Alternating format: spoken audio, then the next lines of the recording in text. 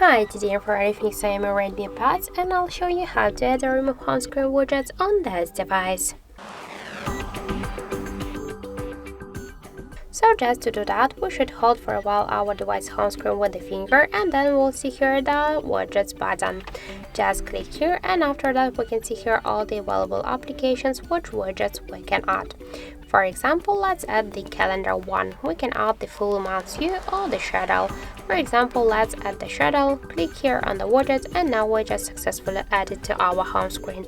If you want to move it on the home screen, just hold and drag it. By the same way we can move the widget between the screens and we can create the new screens with the widgets. Just hold and drag it.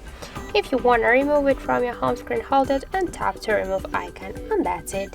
So thank you for watching, and if you find this video helpful, don't forget to leave a like, comment and to subscribe our channel.